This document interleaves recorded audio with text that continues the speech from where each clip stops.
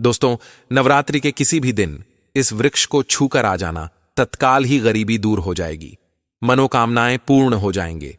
जो भी नवरात्र के दिन इस दिव्य पौधे को छूकर आ जाता है, उसकी गरीबी जन्म जन्मांतर के लिए, हमेशा के लिए दूर हो जाती है।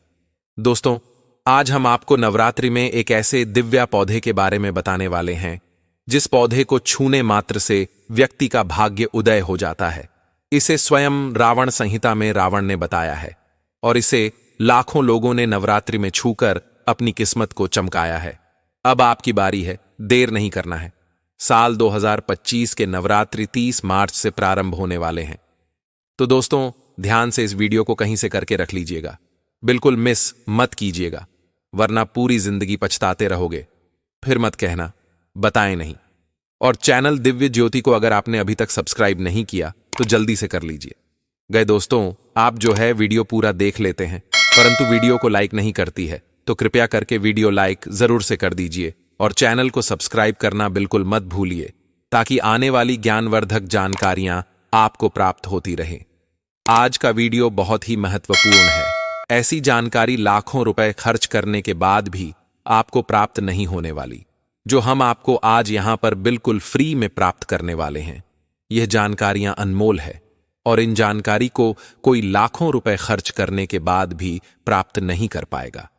यहां हम आप सभी को गुरु आज्ञा से फ्री में यह जानकारी देने जा रहे हैं। इस जानकारी को बिल्कुल ही संजो कर रखना। दोस्तों, गलती मत करना वीडियो छोड़कर जाने की, वरना पूरी जिंदगी पछताओगे। क्योंकि नवरात्रि में कई पेड़ पौधे ऐसी हैं जो चैतन्य अवस्था में रहती है, जिन पेड़ पौधों को छूने से हमारा दुर्भाग्य दूर हो जाता है। माता रानी की कृपा हमको प्राप्त हो जाती है और माता रानी हमेशा आपके ऊपर मेहरबान रहती है। तो आज के वीडियो में उन दिव्या पौधों के बारे में बताने वाले हैं जो हमारे धर्मशास्त्र के अनुसार महत्वपूर्ण माने गए हैं, बल्कि क्षेत्रीय नवरात्रि के दौरान वह चैतन्य अवस्था में रहते हैं, जिनमें साक्षात मां दुर्गा का वास माना जाता है। इनको छूने मात्र से व्यक्ति का भाग्य उदय हो जाता है। अगर आप बार बार असफलताओं का शिकार हो रहे हैं और सफलता प्राप्त नहीं हो रही है, हिम्मत विहार चुके हैं, चारों ओर से आपको अंधकार दिखाई दे रहा है और निराशा ही हाथ लग जाती है। ऐसा लगता है किसी ने घर का तंत्र मंत्र कर रखा है, जादू टोना कर रखा है, घर को बंद दिया है। अगर सच में ऐसा है और आपको सफलताएं प्राप्त नहीं हो रही हैं, तो यह वीडियो सिर्फ आप लोगों के लिए, क्योंकि यह वीडियो आपकी किस्मत को चमका देगा, आपके भाग्य को उदय करेगा। बस आपको ध्यान से इस वीडियो को अंत तक देखना है, बिना स्कीम किए देखना है और चैनल दिव्य ज्योति को सब्सक्राइब करना है। कमेंट में जय माता दी जरूर से लिख देना है। अब आपको यह बताने की आवश्यकता नहीं है कि नवरात्रि कब से प्रारंभ हो रहे हैं। इसके बारे में हमने पहले के वीडियो में भी आपको पूरी संपूर्ण जानकारी दे रखी है, यानी कि नवरात्रि प्रारंभ कब है और इनमें कलश स्थापना का शुभ मुहूर्त क्या है। तो अगर आपने उन वीडियो को नहीं देखा है, उनमें भी हमने बहुत सारे माता रानी से जुड़े उपाय बताएं, तो उन वीडियो को जरूर से देख लीजिएगा। दोस्तों, यह जानकारियां आपको जो प्राप्त हो रही हैं, यह हमारे गुरु आज्ञा के कारण ही आपको प्राप्त हो रही है, वरना कोई भी व्यक्ति आपको यह जानकारियां प्राप्त नहीं कर सकता। तो ध्यान से अब चलिए ज्यादा देर न करते हुए बता देते हैं उन देवियों वर्षों के बारे में जो नवरात्रि में चैतन्य रहते हैं। नवरात्रि का सबको भी सभी से इंतजार रहता है और अब नवरात्रि आने में आप सभी को इन दिव्य पौधे के प्रयोग को करना है। दोस्तों, माता रानी इस बार हाथी पर सवार होकर आ रही है। हाथी की सवारी सुबह, और यह आपके भाग्य को उदय करने का सबसे बड़ा संकेत है। परंतु इसमें आप उन्हें व्यक्तियों के ऊपर ही कृपा प्राप्त कर पाएंगे जिनका भाग्य सही चल रहा है, जिनकी ग्रह दिशाएं सही चल रही है। जिन लोगों की ग्रह दिशाएं उल्टी चल रही है, वे लोग बिना किसी उपाय के सब चीजों का लाभ नहीं ले पाएंगे, तरक्की नहीं कर पाएंगे। इसीलिए आप सभी जिनके ऊपर ग्रह दिशाएं खराब है, ग्रह दोष लगे हुए हैं, पितृदोष लगे हुए हैं, काम बनते बनते बिगड़ जाते हैं, उनके लिए यह वीडियो है। तो ध्यान से देखिएगा। यह आपके ग्रह दोष को, ग्रह दशाओं को, तंत्र मंत्र जादू टोना सबको छूने मात्र से दूर करने वाला है। भले नवरात्रि में व्रत रखें न रखें, पूजा करें ना करें, परंतु यह वृक्ष जरूर से छू लेना। और पहले ही बता देता हूं दोस्तों कि यह वृक्ष छूने से पहले किसी को बताना नहीं है, चुपचाप करना है, बिना रोक बिना टोक करना है, किसी के सामने नहीं करना है। अचानक से एकदम से अगर आप कहीं से गुजरते हैं और आपको यह देवी वृक्ष मिलते हैं तो तुरंत बिना किसी को बताएं उसे वृक्ष के पास जाकर के ही आपको यह काम करना है जो हम आपको आज वीडियो में बताएंगे। तो अंत तक बने रहिए और वीडियो को लाइक करके कमेंट में जय माता रानी की जरूर से लिख दीजिएगा और अपना नाम राशि डाल दीजिएगा। हम राशि अनुसार उपाय भी बता देंगे। और दोस्तों, हाथ जोड़कर निवेदन है, हम आपके भले के लिए कह रहे हैं कि आप इस वीडियो को मिस मत कीजिएगा, अंत तक देखिएगा, वरना पूरी जिंदगी आपको पछताना पड़ेगा। फिर मत कहना कि बताएं नहीं, क्योंकि हम सिर्फ आपको एक मार्गदर्शन दे सकते हैं। चलना न चलना आपके ऊपर है। अगर आप विश्वास दिखाएंगे तो आपका विश्वास टूटेगा नहीं, इतना हम आपको भरोसा दिलाते हैं। दोस्तों, नवरात्रि गंगा जल की बूंद की तरफ पवित्र होते हैं और नवरात्रि से ही आप समझ सकते हैं कि माता रानी का रात्रि में जागरण करना, जिसे माता रानी की असीम कृपा आपको प्राप्त हो जाए। दोस्तों, हमारे हिंदू धर्म में देवी माता रानी के अनेक स्वरूप कहे गए हैं, जिसमें वृक्षों को भी मां देवी के स्वरूप कहा जाता है। तो आज मैं आप लोगों को ऐसे वृक्षों के बारे में बताऊंगा जिनको नवरात्रि में छूना बेहद शुभकारी बताया गया है। नवरात्रि में इनको छूने से शत्रु दोष, कर्ज दोष, गरीबी दोष सब समाप्त होते। नवरात्रि के पावन पर्व चल रहे हैं। नवरात्रि के पावन पर्व में कुछ ऐसे वृक्ष हैं जो कि देव वृक्ष कहे गए हैं, देवी वृक्ष कहे गए हैं। यह देवी के स्वरूप होते हैं, माता काली के स्वरूप होते हैं और हमारे धर्म में पेड़ पौधे को देवी देवता मान करके हम इनकी पूजा करते हैं और हमें पूजा भी जरूर करनी चाहिए। साइंस भी कहता है पेड़ पौधे मनुष्यों को फ्री में प्राण वायु प्रदान करते हैं और पेड़ पौधे हमें ऑन सीजन देते हैं और हमारे जो कार्बन डाइऑक्साइड होता है उसे ग्रहण करके सभी प्रकार के जितने भी नकारात्मक चीज होते हैं उसे अपने अंदर में स्वयं सोख लेता है और हमें ताज प्रदान करते हैं। तो पेड़ पौधे स्वयं तेज धूप में तपता है, लेकिन मनुष्य को शीतल छाया प्रदान करता है। तो नवरात्रि के समय में कुछ ऐसे पेड़ पौधे हमारे धर्मशास्त्र में कहे गए हैं जिनको छूने मात्र से व्यक्ति के बंद किस्मत के ताले खुल जाते हैं, व्यक्ति का सौभाग्य चमक जाता है। हमारे शास्त्रों में पेड़ पौधों को बहुत ही गुणकारी कहा जाता है, क्योंकि इनमें साक्षात देवता होते हैं। अनेक बीमारी का चार पेड़ पौधों में ही छुपा है, जड़ी बूटी में ही छुपा है। और भगवान श्री कृष्ण ने गीता में स्वयं कहा है कि वृक्षों में मैं पीपल का वृक्ष हूं। पीपल के वृक्ष को वृक्षों का राजा कहा जाता है। इसीलिए कृष्ण भगवान ने कहा पत्ता पत्ता मैं ही हूं, क्योंकि पीपल वृक्ष की जो आयु होती है सबसे ज्यादा होती है, सबसे अत्यधिक होती है। पीपल वृक्ष सर्वशक्तिमान होता है, पूजा पाठ में अत्यधिक इसका महत्व होता है। दोस्तों, इसीलिए भगवान श्री कृष्ण ने गीता में स्वयं कहा है कि मैं वृक्षों में पीपल का वृक्ष हूं। तो चलिए, आज मैं आप लोगों को नवरात्रि के समय में छुए जाने वाले वृक्ष के बारे में बताऊंगा। तो जय माता दी अवश्य लिख दीजिए कमेंट में। दोस्तों, हमारे धर्मशास्त्र में अनेक ऐसे वृक्ष हैं जो कल्याणकारी होते हैं, मंगलकारी होते हैं। अगर इस वृक्ष को छू लेते हैं तो आपकी सभी प्रकार की परेशानी है, सभी प्रकार के कष्ट हैं, यह सब समाप्त हो जाते हैं। खास करके नवरात्रि के समय में इसका असर कई लाख गुना होता है। नवरात्रि के समय को शक्ति का पर्व कहा जाता है। शक्ति पर्व क्यों कहा जाता है? क्योंकि इस समय अचेत जो वस्तु होती है वह भी चेतना युक्त हो जाती है। अर्थात इस समय जो शक्ति हमारे धरती लोक में आ जाती है, नौ दुर्गा को क्या बोल सकते हैं? हम शक्ति बोल सकते हैं। तो माता रानी इस धरा पर आती है, इस पृथ्वी लोक पर आती है। तो जितने भी पेड़ पौधे हैं, जीव जंतु हैं, चल अचल सभी प्रकार के जो वस्तु हैं, यह सब में प्राण आ जाते हैं, ना सब में शक्ति निहित हो जाती है, जागृत हो जाती है। तो इस समय कोई भी पेड़ पौधे को जाकर के छू दे, खास करके देवी स्वरूप कहे गए जो पेड़ पौधे होते हैं, जाकर के आप इसे छू करके आते हैं तो आपके जीवन की परेशानी है, दुख है, तकलीफ है, कष्ट है, रोग है, बीमारी है, कला है, क्लेश है, जीवन में चल रही बहुत बड़ी समस्या है, सब समस्या समाप्त हो जाती है। काल सर्प दोष, मंगल दोष, शनि दोष, राहु दोष तत्काल अपना असर दिखाती है और सब दोष खत्म हो जाते हैं। दोस्तों, आज मैं आप लोगों को 3 पौधों के बारे में बताऊंगा और यह तीनों पौधे देव वृक्ष कहे जाते हैं। वीडियो को ध्यान से देखना। अगर आज की वीडियो मिस कर दी तो फिर सारी जिंदगी आपको पछताना पड़ेगा, क्योंकि नवरात्रि ही एक ऐसा पर्व होता है, एक ऐसा समय होता है। केवल 9 दिनों के भीतर में आपको लंबी पूजा पाठ करने की जरूरत नहीं पड़ती। केवल 9 दिनों के भीतर में ही आप अपनी समस्या को, आप अपनी गरीबी को स्वयं अपनी आंखों से समाप्त होते हुए देख सकते हैं। मैं जिस वृक्ष के बारे में बता रहा हूं, यह सारे वृक्ष आपको अपने घरों के आसपास में बहुत ही आसानी से मिल जाएंगे। दोस्तों, वीडियो में आगे बढ़ने से पहले, जानकारी बताने से पहले अभी तक कमेंट बॉक्स में जय माता दी नहीं लिखे हैं तो जय माता दी जरूर लिखना। जब आप हमारे कमेंट बॉक्स में जय माता दी लिखते हैं तो हमें काफी हर्ष होता है, काफी उल्लास होता है। आप हमारी वीडियो को लाइक करते हैं तो हमारा मनोबल बढ़ता है और आप सभी लोगों के लिए इस प्रकार ज्ञान भरी जो अच्छी अच्छी जानकारी होती है, आप सभी लोगों के लिए लेकर के आते हैं। तो अगर आप इस प्रकार की जानकारी में इंटरेस्ट रखते हैं तो आप हमारे चैनल को सब्सक्राइब कर हमारा सपोर्ट जरूर करें।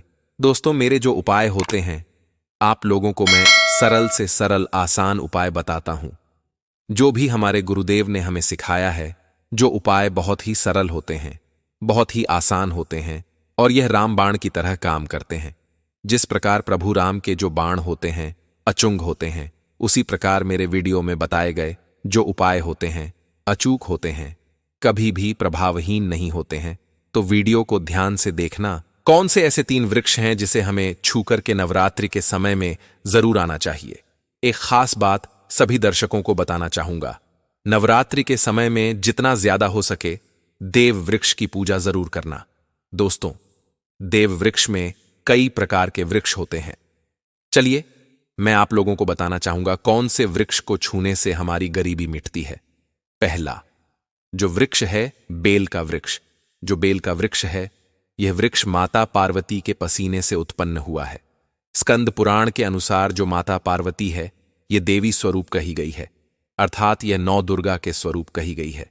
तो स्कंद पुराण की कथा में कहा गया है जो बेल का वृक्ष है, माता पार्वती के पसीने से उत्पन्न हुआ है। इसकी डाली में पार्वती, जड़ में ब्रह्म, तने में विष्णु एवं समस्त जो हिस्से हैं उसमें भगवान शंकर जी बसते हैं। संध्या काल में शिव मंदिर के समीप या 9 दुर्गा मंदिर के समीप जो बेल के वृक्ष हैं, इसके नीचे में घी का दीपक जलाने से व्यक्ति धनवान, गुणवान एवं पराक्रमी बनता है। व्यक्ति के सभी प्रकार के मनोरथ की पूर्ति होती है। हमारे धर्मशास्त्र यह भी कहते हैं नवरात्रि के समय में अगर कोई भी व्यक्ति, जी हां, नवरात्रि के समय में अगर कोई भी व्यक्ति बेल के वृक्ष को माता 9 दुर्गा का ध्यान करते हुए 7 बार छू करके आ जाते हैं तो ऐसे व्यक्ति की तत्काल, अगर उपवास व्रत रखा है, ध्यान से सुनिए, जो लोग उपवास व्रत रखे हैं ऐसे व्यक्ति की थकान, सुस्ती तत्काल चली जाती है। ध्यान से सुनिए, जो व्यक्ति उपवास रखे हैं, व्रत रखे हैं, ऐसे व्यक्ति को नवरात्रि के समय में जितना ज्यादा हो सके संध्या काल में बेल के वृक्ष को जरूर छूना चाहिए। केवल आप ज्यादा नहीं छू सकते तो 7 बार छू करके जरूर आ जाना और बेल वृक्ष के नीचे में घी का दीपक जरूर जला देना। दोस्तों, घी का दीपक जलाते हैं तो इसके क्या फायदे मिलते हैं, यह भी इस वीडियो में बताऊंगा। मैं सारी जानकारी इस वीडियो में विस्तार से बता रहा हूं, इसीलिए आज की वीडियो थोड़ी बड़ी बन सकती है। हो सकता है 15 मिनट की वीडियो बन जाए, लेकिन अपना पूरा समय जरूर देना, क्योंकि जब हम उपवास व्रत रखते हैं तो हमारे शरीर में काफी थकान आ जाती है, हमारे शरीर में ऊर्जा की कमी होने लगती है। हालांकि हमें आध्यात्म ऊर्जा प्राप्त होती है, लेकिन हमारे शरीर में ऊर्जा की कमी होने लगती है। भोजन ना करने के कारण हमारे शरीर में ऊर्जा की कमी होती है और इस ऊर्जा को बरकरार रखने के लिए, इस ऊर्जा को प्राप्त करने के लिए हमें बेल वृक्ष को छूना चाहिए। दोस्तों, अनेक संत महात्माओं ने बेल वृक्ष के पत्ते को खा करके तपस्या की है एवं कई प्रकार की सिद्धियां हासिल की हैं।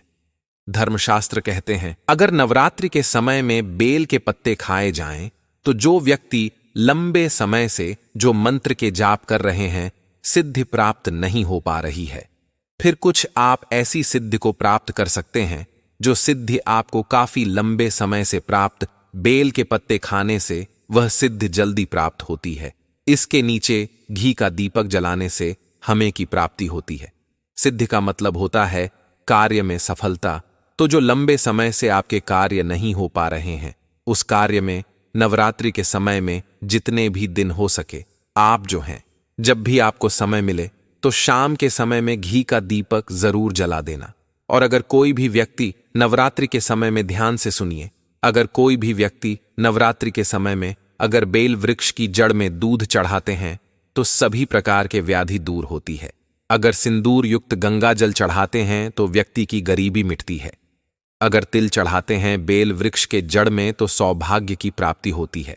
और अगर बेल के तीनों पत्तों में, दोस्तों ध्यान से सुनिए, त्रिदेवी कही गई है, जैसे कि महाकाली, महालक्ष्मी, महासरस्वती। तो अगर बेल के जो 3 पत्ते हैं महालक्ष्मी, महाकाली, महासरस्वती के स्वरूप कहे गए हैं, तो बेल के अगर तीनों पत्तों में ओम, दूसरे पत्ते में हरि ओम को सिंदूर से लिख करके चढ़ाना होता है, सिंदूर से लिख करके चढ़ाया जाए तो तत्काल उसी समय मनोकामना की पूर्ति होती है, कार्य में सफलता मिलती है। कोई लंबे समय से आपकी मनोकामना हो, आप चाहते हैं वह मनोकामना पूर्ण हो जाए, तो यह उपाय अवश्य करिएगा। दोस्तों, इसकी जड़ में ध्यान से सुनिए, नवरात्रि के समय में इसकी जड़ में अगर तांबे की कोई भी रिंग होती है, जिसे हम एक प्रकार के तांबे की जो धातु है यह मंगल से जुड़ी हुई होती है, तो अगर नवरात्रि के समय में इसकी जड़ में तांबे की जो रिंग होती है, अंगूठी होती है, अगर आप 4 अंगुल खंड करके दबा करके आ जाते हैं, नवरात्रि भर इसे दबे रहने देना है। इसके बाद अगर आप पहन लेते हैं तो वह जागृत हो जाती है, क्योंकि जो बेल के वृक्ष हैं स्वयं जागृत कहे गए हैं। और नवरात्रि के समय में इसकी जो आवरा होती है, इसकी जो ऊर्जा होती है, अत्यधिक बढ़ जाती है। फिर अगर आप इस प्रकार की अंगूठी को पहनते हैं तो कभी भी आपको रक्त संबंधी समस्या नहीं आती, शनि का दोष नहीं सताता, राहु की पीड़ा नहीं सताती, और 9 दुर्गा की कृपा से सदैव आप सुरक्षित रहते हैं। ऐसे व्यक्ति की कभी भी अकाल मृत्यु नहीं होती। दोस्तों, मैं दूसरे पौधे के बारे में जो बता रहा हूं वह पौधा भी जान लीजिए। मैं जो दूसरे पौधे के बारे में बता रहा हूं यह शमी का वृक्ष है। शमी के वृक्ष को जगदंबा के स्वरूप कहा गया है। जो शमी के वृक्ष हैं यह स्वयं जगदंबा के स्वरूप हैं। इस पर स्वयं मां जगदंबा स्वयं साक्षात विराजमान रहती हैं। और कोई भी व्यक्ति अगर संध्या काल में नवरात्रि के समय में इसके नीचे में धूप दीप जलाता है, धुआं दिखाता है, तो उनकी सभी प्रकार की परेशानी दूर होती है। धर्मशास्त्र कहते हैं अगर कोई भी व्यक्ति नवरात्रि के पूरे समय में हो सके, अगर आप एक दिन भी करना चाहते हैं तो आप यह उपाय एक दिन भी कर सकते हैं, पंचमी या सप्तमी के दिन कर सकते हैं। तो हमारे धर्मशास्त्र में कहा गया है अगर नवरात्रि के समय में लाल चूड़ी अगर कोई भी व्यक्ति मनोकामना बोलते हुए शमी के वृक्ष में बांधे तो वह मनोकामना की पूर्ति होती है। लाल चूड़ी अगर कोई भी महिला जाकर के बांधती है तो उन्हें सौभाग्य की प्राप्ति होती है, उनके पति की कभी भी अकाल मृत्यु नहीं होती। इसकी जड़ में सिंदूर डालने से व्यक्ति को आरोग्य की प्राप्ति होती है। जो लोग लंबे समय से बीमार पड़े हैं, ऐसे व्यक्ति के जो घर में रहने वाले सदस्य हैं, तो वह लोग जो बीमार पड़े हैं उनके शरीर से 7 बार सिंदूर को उतारा करके शमी की जड़ में डाल सकते हैं, तो उनके रोग जल्दी ठीक हो जाएंगे। जो लोग लंबे समय से बीमार पड़े हैं या फिर आप बीमारी से बचना चाहते हैं, निरोग रहना चाहते हैं, तो इसकी जड़ में सिंदूर जरूर डाल देना मनोकामना पूर्ति करने के लिए। मैं एक मंत्र बता रहा हूं, इस मंत्र को बोलते हुए शमी के वृक्ष को छूना है। इस मंत्र को बोलते हुए शमी के वृक्ष को छूना है। आप तत्काल नवरात्रि के समय में इसका रिजल्ट देखना। जैसे ही नवरात्रि समाप्त होगा, आपकी जो मनोकामना है उसकी पूर्ति हो जाएगी। आपकी जो दरिद्रता है वह दरिद्रता समाप्त हो जाएगी। तो मंत्र कौन सा है? तो आपको बोलना है मम मनोरथ पूरे मम दरिद्रनाश। ये मंत्र आपको बोलना है। ये मंत्र बोलते शमी के वृक्ष को छूना है। सभी प्रकार के आपके मनोरथ की पूर्ति होगी। आपकी जो दरिद्रता है, दरिद्रता समाप्त हो जाएगी, छू मंत्र हो जाएंगी। या आपको छूते हुए बोलना है। आप चाहते हो तो नवरात्रि के समय में मौली धागे भी शमी के वृक्ष पर बांध सकते हो। अधिकतर लोग मौली धागे बांधते हैं। मौली धागे बांधने से माता रानी आपसे बंध जाती है। दोस्तों, कहने का मतलब है कि माता रानी आजीवन आपका साथ देती है, आपके हर कदम में मार्गदर्शन करती है। इसकी जड़ की मिट्टी ला करके ध्यान से सुनिए। नवरात्रि के समय में अगर आप जो है नौ दुर्गा के उपवास नहीं कर पा रहे हैं, व्रत नहीं कर पा रहे हैं, किसी कारणवश, तो केवल इसकी जड़ की मिट्टी लाकर के नवरात्रि के समय में स्नान करने से व्यक्ति का भाग्य उदय हो जाता है, व्यक्ति का भाग्य चमक जाता है, व्यक्ति की जो फूटी किस्मत होती है वह भी चमक जाती है। आप में से अधिकतर लोग बोलते हैं न कि हमसे लक्ष्मी नाराज हो चुकी है, लक्ष्मी हमारे घर में आना ही बंद कर चुकी है। तो आप चाहते हैं कि लक्ष्मी की कृपा प्राप्त हो जाए तो नित्य नवरात्रि के समय में इसकी मिट्टी को लाकर के नवरात्रि के समय में स्नान करना शुरू कर दीजिए। नहाने वाले पानी में डाल करके स्नान करना शुरू कर दीजिए। आपके शरीर से दोष दूर हो जाएंगे। आपके शरीर से किसी भी प्रकार की पीड़ा है, नकारात्मक शक्ति आपके शरीर में प्रवेश कर गई है, वह भी समाप्त हो जाएगी। दोस्तों, तीसरे क्रम में मैं जिस वृक्ष के बारे में बता रहा हूं, मित्रों, इस वृक्ष को देव वृक्ष भी कहा जाता है। जो तीसरा वृक्ष है वह है परिजात का वृक्ष। परिजात का वृक्ष समुद्र मंथन से उत्पन्न हुआ था और यह देवराज इंद्र के नंदन वन में स्थापित किया गया था। परिजात वृक्ष भगवान कृष्ण ने मानव जन कल्याण के लिए धरती लोक पर लाए थे। जो पारिजात का वृक्ष है, इसे भी लक्ष्मी का स्वरूप कहा गया है, क्योंकि माता लक्ष्मी भी समुद्र से उत्पन्न हुई है और प्रजात के वृक्ष भी समुद्र से उत्पन्न हुआ। इस नाते यह माता लक्ष्मी की बहन कही जाती है।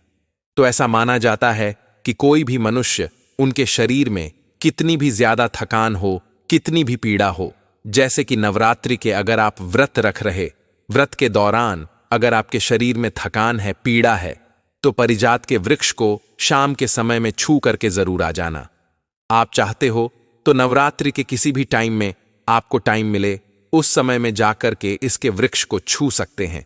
इसके वृक्ष को छूते ही तत्काल शरीर से पीड़ा है, जो थकान है, सुस्ती है, कमजोरी है, वह समाप्त हो जाती है। इस वृक्ष के नीचे में अगर नवरात्रि के समय में घी का दीपक जलाया जाए, छुटकी भर सिंदूर अगर इसकी जड़ में डाला जाए, तो सभी प्रकार की मनोकामना की पूर्ति होती है।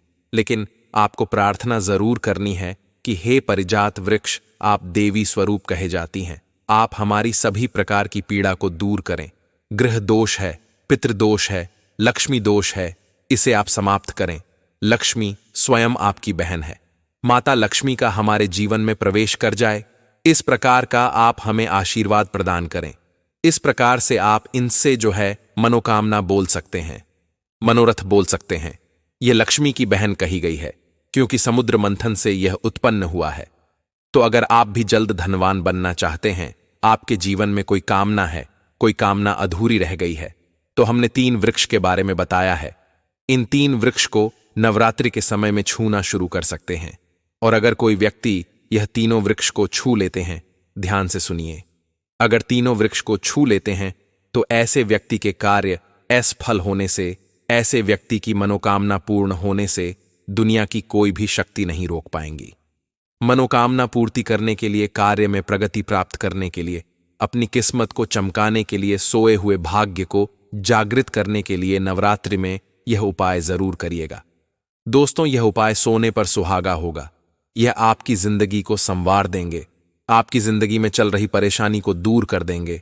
तो यह जानकारी कैसी लगी हमें कमेंट सेक्शन में जरूर बताना, और इस जानकारी को अपने तक सीमित मत रखना।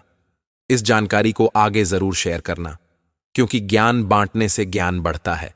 हो सकता है आप इस वीडियो को शेयर आगे करेंगे तो कोई व्यक्ति नवरात्रि के समय में थकान महसूस करते हैं, पीड़ा महसूस करते हैं, नवरात्रि के समय उनको होती है, किसी भी प्रकार के कष्ट होते हैं, तो इन वृक्षों को छू करके सारे कष्टों से छुटकारा पा सकते हैं। सुप्रिया दर्शकों, जरूर से आप नवरात्रि में इन विशेष उपायों को जरूर से कीजिएगा। और इस वीडियो को लाइक नहीं किया तो लाइक कर दीजिए और शेयर जरूर से कर दीजिए। आपका एक शेयर किसी के कासन को दूर करने में सहायक हो सकता है और माता रानी की कृपा आपको प्राप्त होगी। और चैनल दिव्य ज्योति को सब्सक्राइब नहीं किया तो जरूर से करके पास वाला बेल आइकन दबा दीजिए, ताकि आने वाली नॉलेज वीडियो आपको प्राप्त होती रहे। और हाँ, कमेंट बॉक्स में जय माता दी लिखना मत भूलिएगा। दोस्तों, आप सभी से मिलेंगे एक और प्यारी वीडियो। तो समाज कल्याण हेतु इस वीडियो को आगे जरूर शेयर करना। कमेंट बॉक्स में अभी तक जय माता दी नहीं लिखा है तो जय माता दी लिख दीजिए।